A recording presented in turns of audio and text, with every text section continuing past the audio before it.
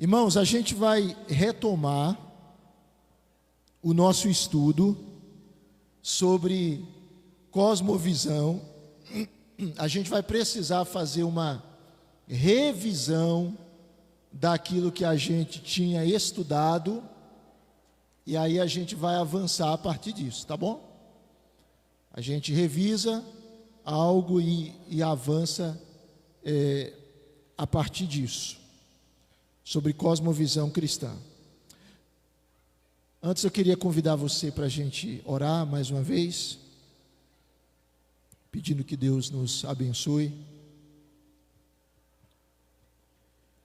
Ó Deus, obrigado por estarmos aqui, obrigado pela oportunidade de abrir a Tua Palavra e de estudá-la, e rogamos em nome de Jesus que o Senhor fale ao nosso coração, que o Teu Espírito nos alimente e que sejamos ensinados e abençoados por Ti. Oramos, ó Deus, e pedimos isso em nome de Jesus. Amém, Senhor. Amém. Abra, por favor, a sua Bíblia em Gênesis capítulo 3. É um texto conhecido que apresenta o relato da queda. Gênesis capítulo 3.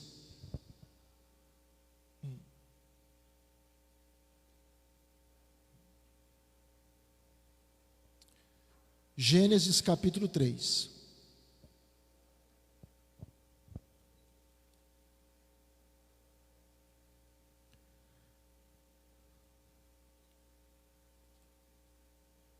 Diz assim, os irmãos acharam o texto? Amém? Mas a serpente, mais astuta que todos os animais selvagens que o Senhor Deus tinha feito, disse à mulher: é verdade que Deus disse, não comam do fruto de nenhuma árvore do jardim?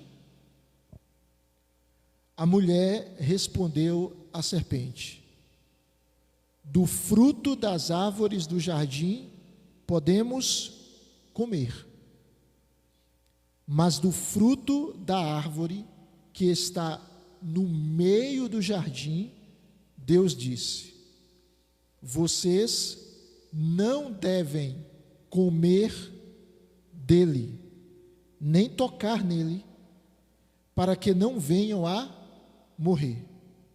Então a serpente disse à mulher: é certo que vocês não morrerão, porque Deus sabe que no dia em que dele comerem, os olhos de vocês se abrirão, e como Deus, vocês serão conhecedores do bem e do mal. Vendo a mulher que a árvore era boa para se comer, agradável aos olhos, e árvore desejável para dar entendimento, tomou do seu fruto e comeu, e deu também ao marido, e ele comeu. Observe esse texto, porque essa passagem mostra uma estratégia muito clara do diabo, de Satanás, encarnado em uma serpente, tentando Eva. Qual foi a estratégia que o inimigo usou nessa tentação? Como foi que Lúcifer trabalhou aqui para derrubar os nossos primeiros pais? Ele atacou o quê na mulher? Olha o texto, porque o texto afirma que Satanás, encarnado numa serpente, obviamente, Ele diz assim, verso 1: é verdade que Deus disse: não comam do fruto de nenhuma árvore do jardim. O que o inimigo está fazendo aqui? Ele está distorcendo a palavra de Deus. Ele está apresentando uma cosmovisão diferente, deturpada. Note que ele ataca a mente de Eva, dizendo: é verdade que Deus disse: não comam do fruto de nenhuma árvore do jardim? Foi isso que Deus disse, irmãos? Não, o que foi que Deus disse? Que eles poderiam comer dos frutos, né, de todas as árvores, exceto da árvore do conhecimento do bem e do mal, porque se comesse dessa árvore, eles iriam o que? Nossos primeiros pais morrer. Mas o que nós temos? Nós temos o inimigo, ele distorcendo a palavra de Deus. O primeiro herege da história foi Satanás. A primeira pessoa que atacou a palavra de Deus, trazendo mentiras a respeito da Escritura, foi Satanás. O texto continua dizendo que a mulher, ela responde à serpente, e ela diz: olha, do fruto das árvores do jardim nós podemos comer, mas do fruto da árvore que está no meio do jardim,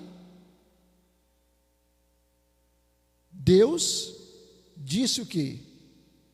Olha o que a mulher fala: vocês não devem comer dele, verso 3, nem tocar nele, para que não venham a morrer.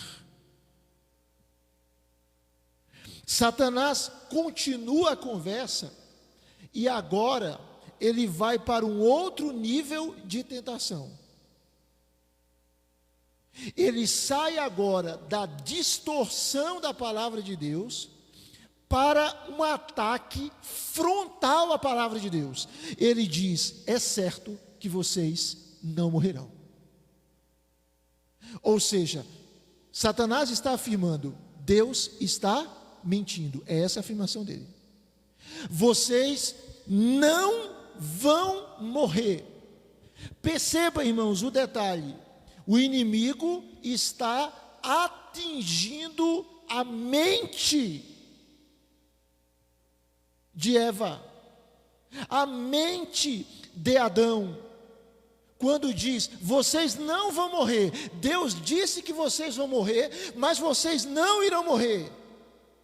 E ele continua, verso de número 5: porque Deus sabe que no dia em que dele comerem do fruto da árvore do conhecimento do bem e do mal, os olhos de vocês se abrirão, e como Deus, vocês serão conhecedores do bem e do mal. Deus disse: se vocês comerem, vocês vão morrer. Satanás disse: não, se vocês comerem, vocês vão atingir um outro patamar, um outro nível de vida. Nós temos aqui um ataque à mente dos nossos primeiros pais. E quando a mente deles é atingida, quando a perspectiva deles é prejudicada, quando a visão deles sobre Deus se torna inadequada, qual o resultado disso? Versículo de número 6. A mulher vê que a árvore era boa para se comer, era agradável aos olhos, era desejável para dar entendimento, e o que ela faz? Ela toma do fruto e come. E ela dá também ao marido, e o marido come. Presta atenção. Se a nossa visão é equivocada, a nossa vida vai ser equivocada. Se nós cremos erroneamente, nós iremos viver erroneamente. Então, quando a gente pensa no termo cosmovisão, às vezes pode ter aquela inclinação que é um termo muito filosófico, que é muito intelectualizado, que não é nada prático, mas é algo extremamente prático. O pensar biblicamente, e o que é pensar biblicamente? É refletir de acordo com as palavras de Deus, é fundamental para nós agradarmos a Deus. Adão e Eva caíram porque a gente poderia trabalhar vários fatores, mas um deles é que eles pensaram errado. Eles pensaram de maneira inadequada. E qual foi o resultado disso? Eles caíram. É por isso, queridos irmãos, que nós precisamos saber ver a vida e termos uma visão de mundo biblicamente orientada. Uma das coisas muito sérias e que acontecem é quando pessoas que podem até proferir uma fé cristã, mas quando elas são perguntadas sobre determinados temas, assuntos, a visão que elas refletem não é uma visão cristã. Exemplo: uma pessoa, ela se diz cristã, mas ao mesmo tempo ela diz assim: eu sou cristã, mas eu sou favorável à ideologia de gênero. Mas ela se diz cristã, mas ela não entende que o ser cristão, biblicamente falando, e ideologia de gênero não são realidades que se harmonizam. Está entendendo? Uma pessoa diz assim: eu sou cristão. E aqui eu não quero personalizar nada, irmãos, nem politizar nada. Mas a pessoa diz: eu sou cristão, mas eu sou marxista. Como é que a pessoa é cristão e é marxista? Karl Marx dizia que Deus não existe e que Deus foi criado pelo homem, a imagem do homem. Você entende? Ou às vezes a pessoa pode dizer assim: eu sou cristão, mas esse negócio na Bíblia da mulher ser submissa ao homem, eu não aceito, porque eu sou feminista. E às vezes as pessoas não compreendem o que biblicamente é submissão. Não é inferioridade. Tanto que Deus tirou a mulher do lado do homem, para ser protegida por ele, para ser alvo do seu amor. A mulher e o homem têm a mesma dignidade, e a Bíblia diz que o homem deve amar a mulher a tal ponto que morra por ela. Tá? Às vezes a pessoa pode dizer: eu sou cristão, mas vale quem tem. Ou seja, ele se diz cristão, mas o Deus dele é Mamon. Mamon é o Deus dele. O dinheiro não é um servo dele, não é uma bênção de Deus para ele. O dinheiro é quem dá significado e sentido para a vida dele. E sem dinheiro ele não vive. E o que eu estou falando com isso? Sem dinheiro ele diz assim: a minha vida não tem nenhum sentido. Ou às vezes a pessoa pode dizer: eu sou cristão, mas acha ou pratica dessa forma que vale tudo para ganhar dinheiro.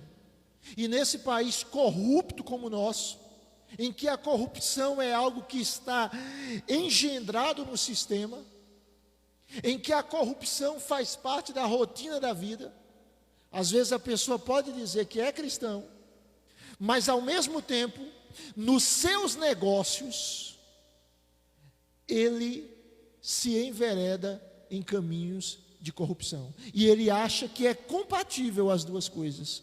O que é isso? Isso é um problema espiritual. Isso é um problema complexo.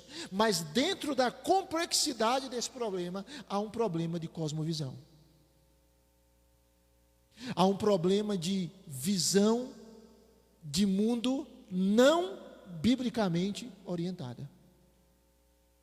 É por isso, irmãos, que o apóstolo Paulo, lá em Romanos capítulo 12, versículos 1 e 2, ele diz que nós, pelas misericórdias de Deus, tá no slide, pode deixar na sequência.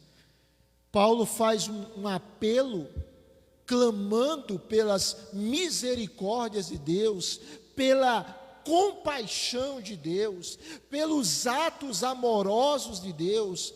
Ele pede àqueles crentes de Roma que ofereçam, Romanos capítulo 12, pode passar aí o próximo slide, que ofereçam o seu corpo como sacrifício vivo, santo e agradável a Deus.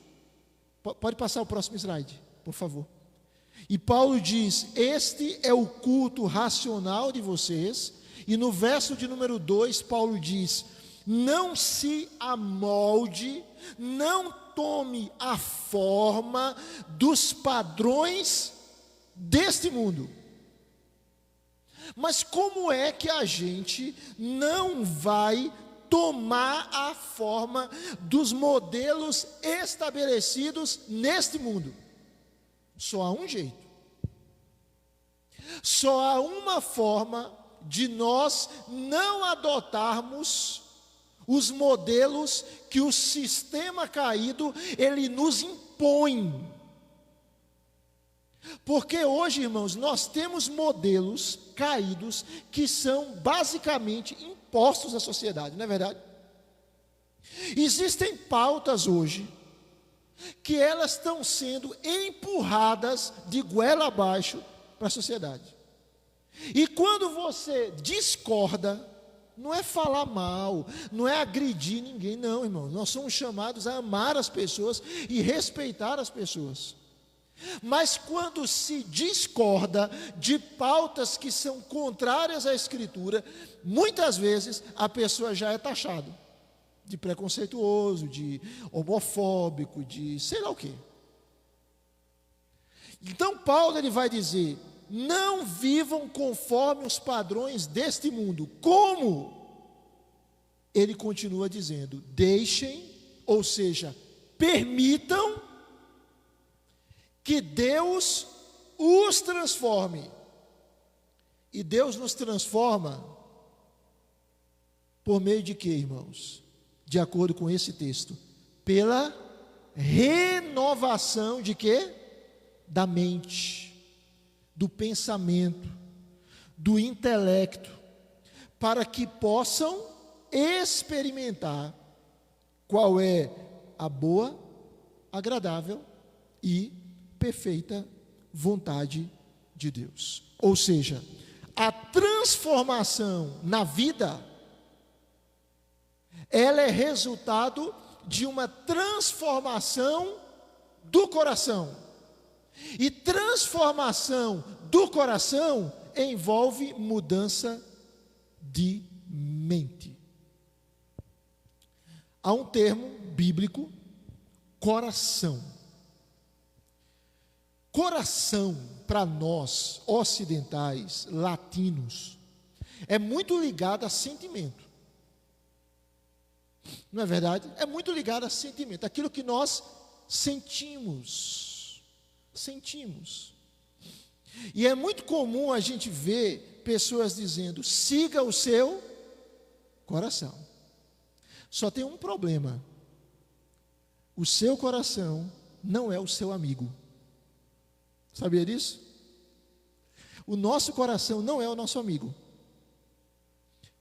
Porque a Bíblia diz, em Jeremias 17, verso 9, que o nosso coração é enganoso, que é desesperadamente corrupto.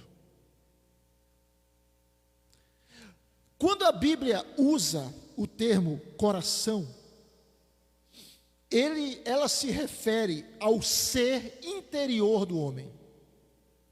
O coração, portanto, envolve a nossa mente, as nossas emoções e a nossa vontade.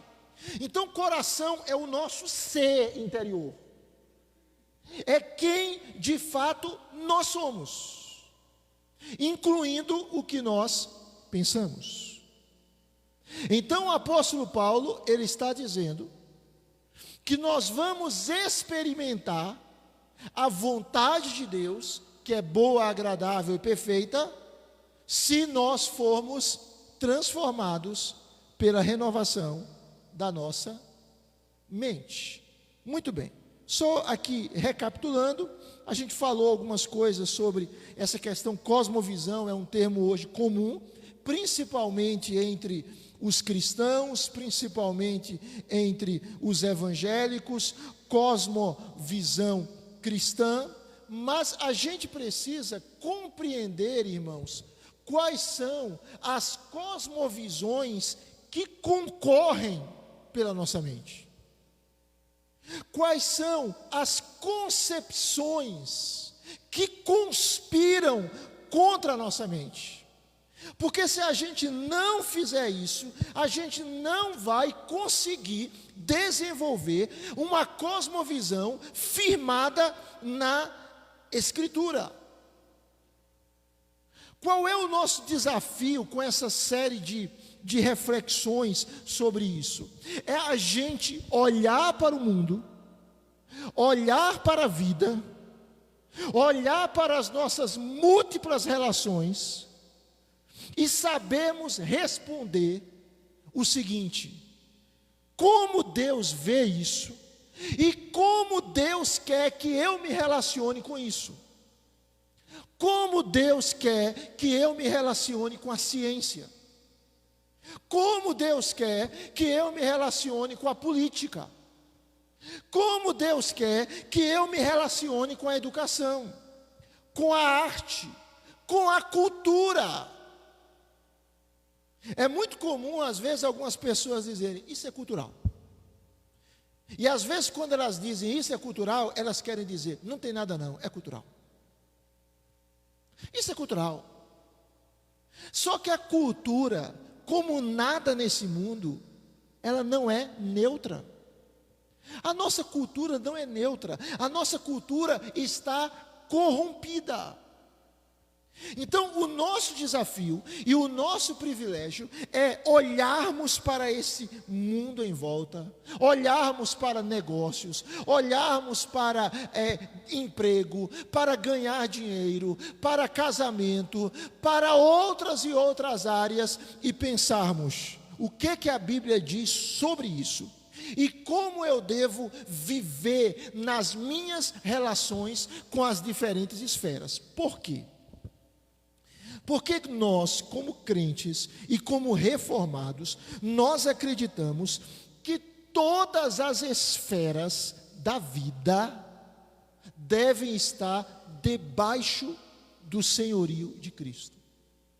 É por isso que nós não aceitamos um movimento muito forte hoje de privatização de religião.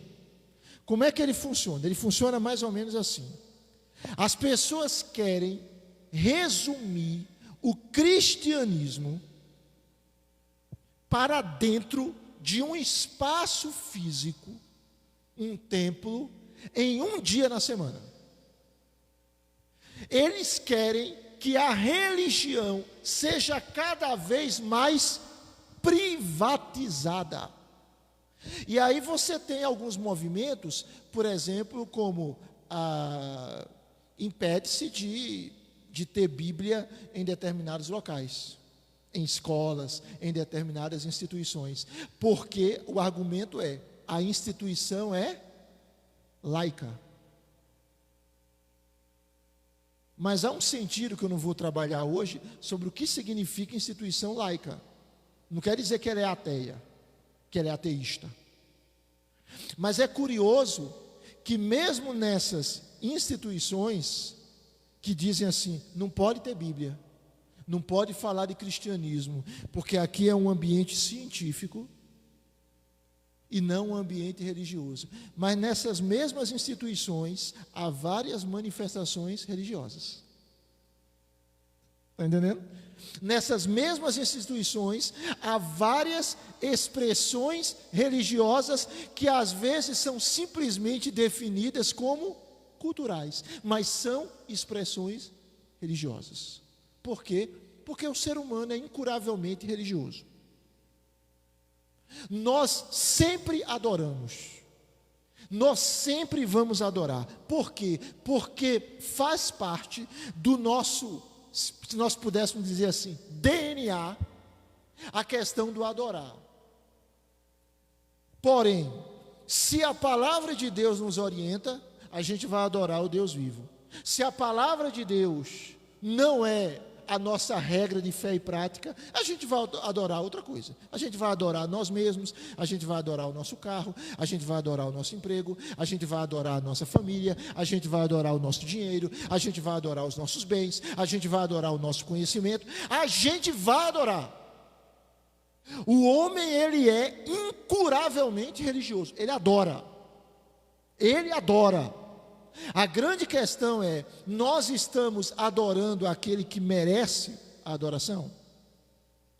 Então, note bem, quando a gente pensa nessa questão das esferas, a gente precisa notar isso. Cada esfera da vida deve estar sob o senhorio do Senhor. Não é essa a realidade que nós vamos viver na eternidade? Deus vai estabelecer o seu reino, o novo céu e a nova terra, e nós estaremos com o Senhor em um universo restaurado, e todas as esferas estarão debaixo do senhorio do nosso Deus. Tem um homem que escreveu sobre isso, não é um livro tão fácil de ler, mas é um livro bem interessante, o Abraham Kuyper, um ministro holandês, e ele escreveu um livro chamado Calvinismo. E nesse livro, Calvinismo, ele trata sobre isso. Sobre as esferas, essa independência das esferas e a realidade das esferas estarem sobre o senhorio do Senhor. Então, você pensa em cosmovisão, e aí você olha para esse termo aqui, cosmovisão, ou seja, o que é cosmovisão? É a maneira como se vê o mundo, é a concepção de mundo, né? A gente já trabalhou isso. Cosmovisão é essa estrutura abrangente das crenças fundamentais das pessoas sobre as coisas. Então, o que é a sua cosmovisão e a minha cosmovisão? Todos nós temos. É como nós pensamos. São as nossas convicções, as nossas crenças, as nossas percepções sobre a vida.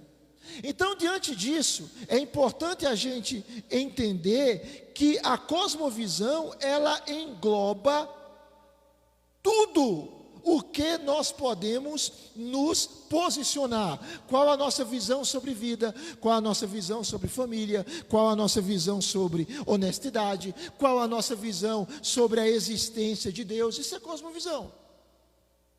A cosmovisão trata das nossas crenças fundamentais. Por quê? Porque as nossas crenças fundamentais, irmãos, elas norteiam, elas dirigem os nossos princípios morais. Exemplo, tem pessoas que não acham nada demais subornarem uma autoridade para que elas possam ter vantagem pessoal. Só que isso é o quê? Corrupção. Mas há indivíduos que acham comum. E eles ainda se veem como espertos. Por quê? Porque eles subornaram alguém e receberam vantagens em relação a isso. Ou seja, a sua crença fundamental, ela vai nortear o seu princípio moral. E aí a gente precisa entender, irmãos, o que é valioso para nós. Jesus disse assim, lá em Lucas capítulo 9, verso 23, se alguém quer vir após mim, ou seja, se alguém quer ser o meu discípulo, se alguém quer me seguir, a si mesmo se negue, dia a dia, tome a sua cruz e siga-me. Ou seja, seguir a Jesus é renúncia. Seguir a Jesus é estar disposto a ter perdas. Seguir a Jesus é estar disposto a sofrer. Jesus diz assim: você quer me seguir? Eu tenho um caminho para você, o caminho do discipulado. E o caminho do discipulado é o caminho da renúncia, é o caminho do sacrifício. Aí Jesus continua dizendo, ele diz assim: quem quiser salvar a sua vida, o que é que vai acontecer? Perdê-la. Ou seja, eu não tenho capacidade de salvar a minha vida. E não tenho mesmo, e nem você. Exemplo, a gente não tem controle sobre nada. Eu nem sei se eu vou almoçar hoje. Eu nem sei se eu vou estar vivo ainda hoje. Você sabe? A gente espera que sim, mas a gente não sabe. A gente não tem controle sobre o dia do nosso nascimento. A gente não tem controle sobre o dia da nossa morte. Nós não temos controle. E nós não podemos salvar a nossa vida. O que a gente pode fazer, às vezes, é tentar administrá-la de uma maneira correta. Mas a gente não tem domínio sobre ela. E aí Jesus disse: quem quiser salvar a sua vida, perdê-la.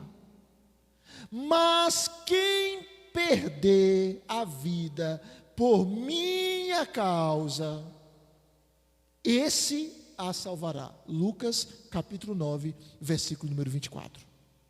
Ou seja, Jesus está dizendo, se a gente vive uma vida que nós estamos preocupados simplesmente em preservá-la, em ter vantagens nela, a revelia da vontade de Deus, a despeito da vontade de Deus, aquilo que a gente tanto se apega, um dia a gente vai perder.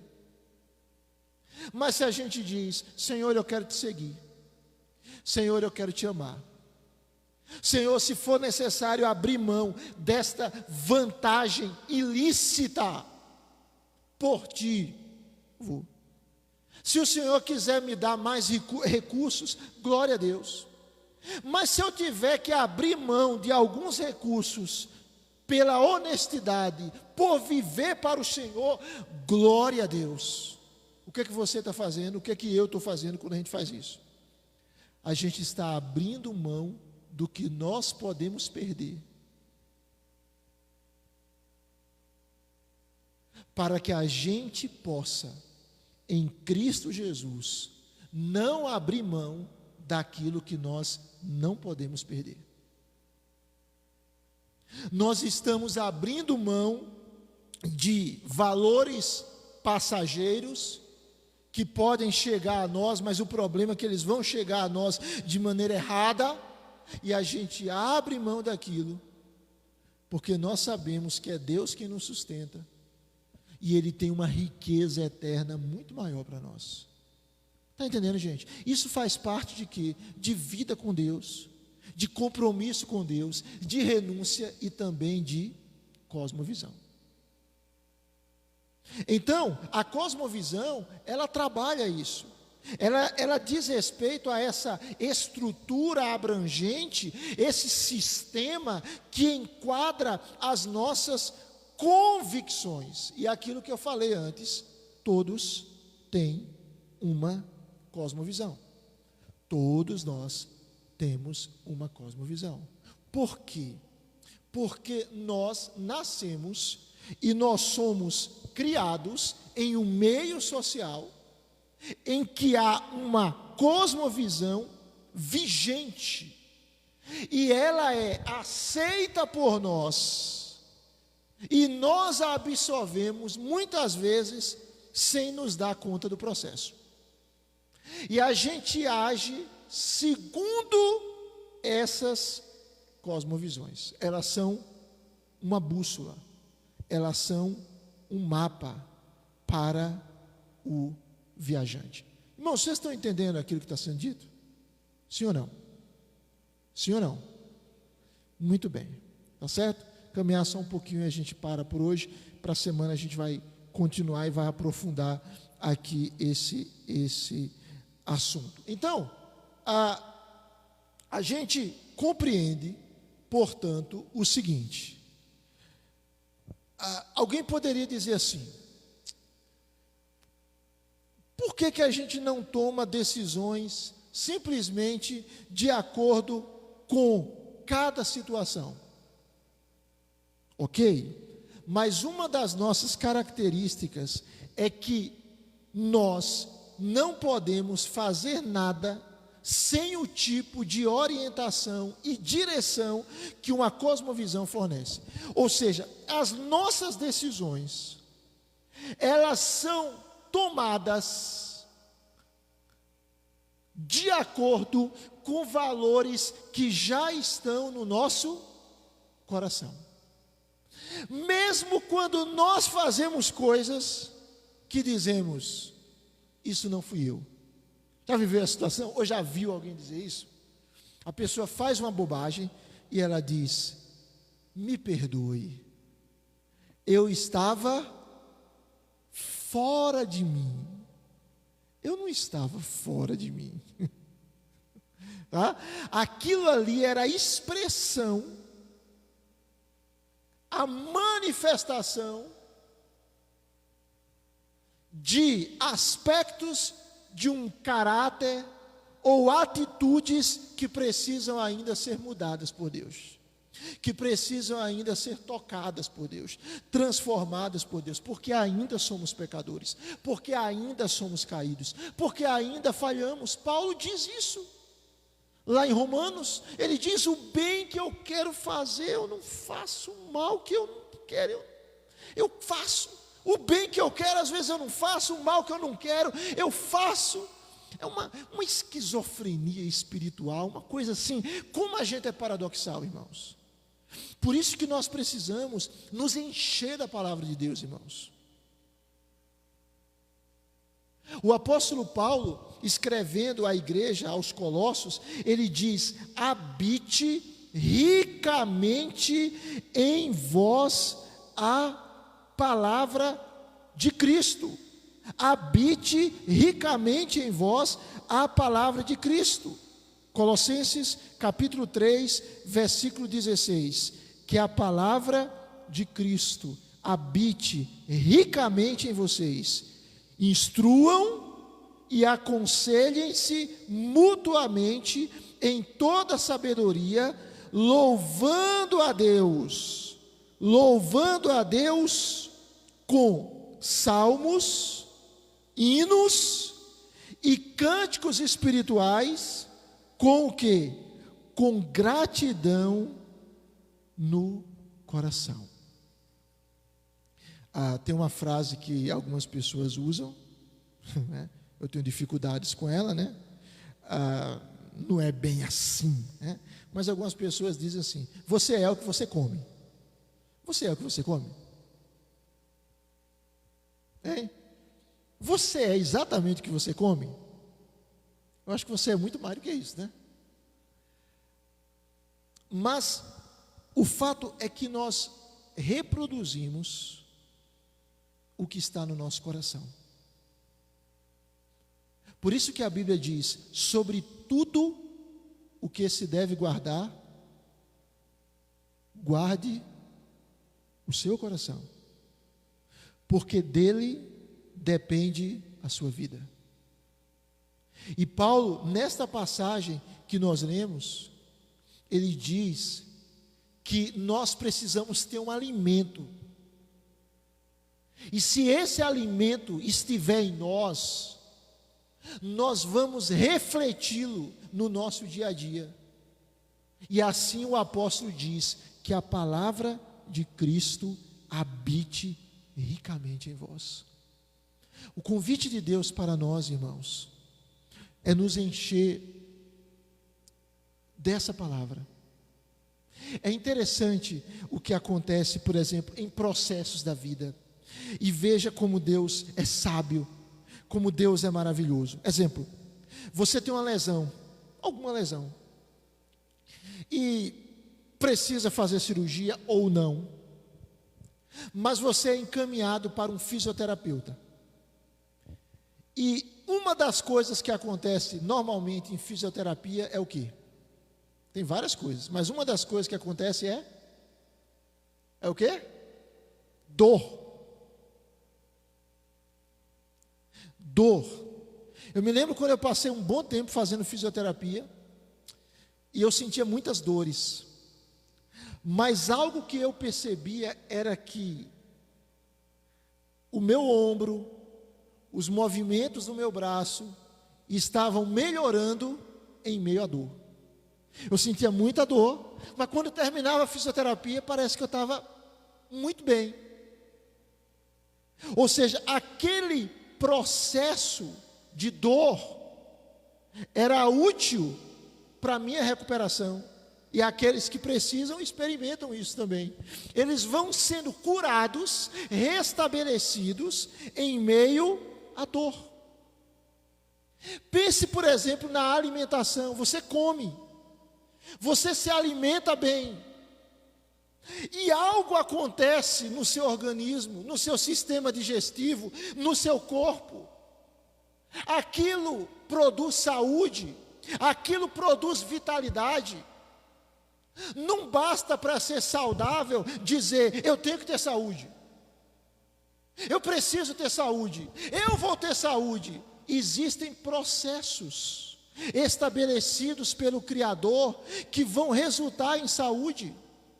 E se nós seguirmos esses processos, nós podemos ter saúde, obviamente com as limitações de um mundo caído.